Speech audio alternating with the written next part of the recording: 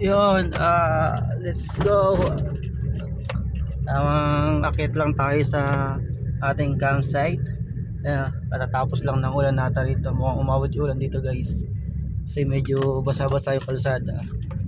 At hindi maligabok ngayon. So, ayan yung dinadaanan natin papuntang campsite. Di bali itong part na to is yung after nung balon na simentado.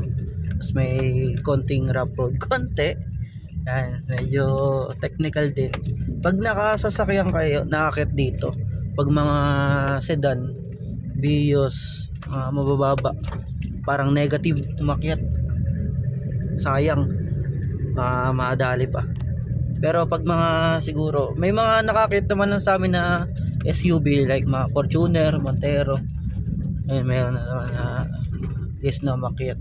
Montero lang pala, walang Fortuner pa. Tapos yung isa yung CRV na 4-wheel drive, yun nakakit din. So yan guys, ayun matiyada natin. So sa mga gusto naman mag-avail ng service, ito yung dinadrive natin na yan,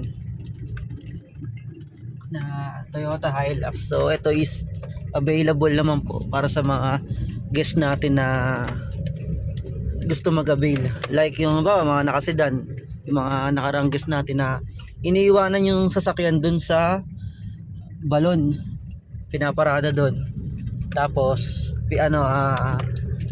nag-avail itong service natin papuntang campsite. Back and forth na po siya. So yun, may dumaan, nagbigayan tayo. So yun, back and forth na po siya sa halagang 1K. No, medyo ma-enjoy nyo na po yung konting experience natin ng rough road o trail experience. Ayan, may dumadaan.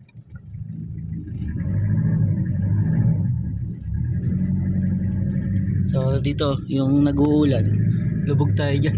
Na-experience no isang guest natin kasi after umulan, pero enjoy naman, sulit naman. Kasi yung sumunod na guest is tawag nito, na-enjoy din. Shoutout sa Erjun. Na-experience niya yung paon dito ng after ulan. So napalaban yung kanyang Ford Ranger. Yan yung daan natin guys. So yun, mabalik nga tayo sa pag-avail ng service. Diyan pag sa balon 1K back and forth. Tapos pag sa ground naman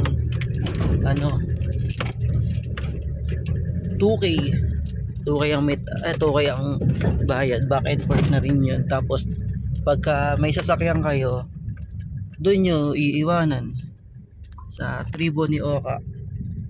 Tapos pagka naman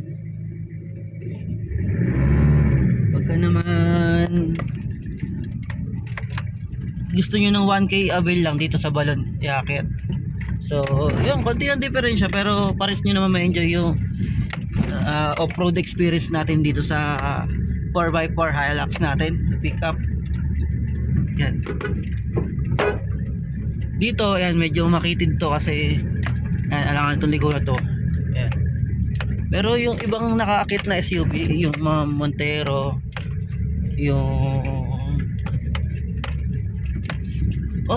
Montero rin parehas pala yun, Fortuner nga yung isa, yung nakalimutan ko na talagang na-enjoy naman na palaban. Ito yung level 1 after nung makitid na yan, level 1 na inaahon guys.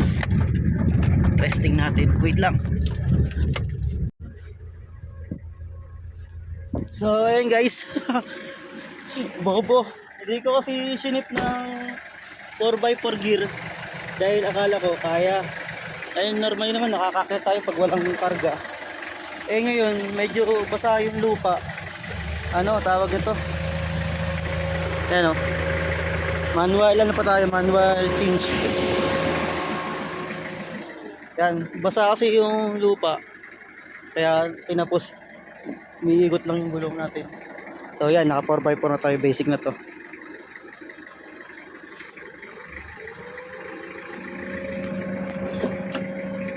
So ayun, laban na to. Kaya tayo mag video dito.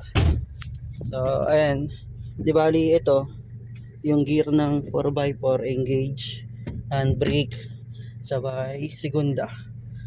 Let's go guys. Ako na tol. Oh ha, basic. Pwede tayo dito mag-vlog ngayon. Tayo maawan na yun yung inaaraw natin.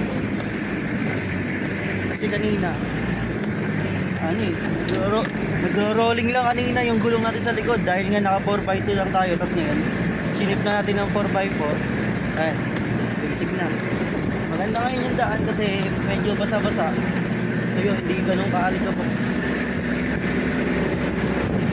Ayan. Ayan guys oh.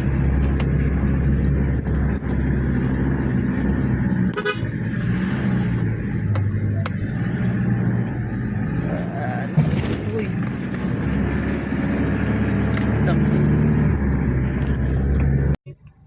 So ayan guys, nandito na tayo sa parkingan natin sa campsite.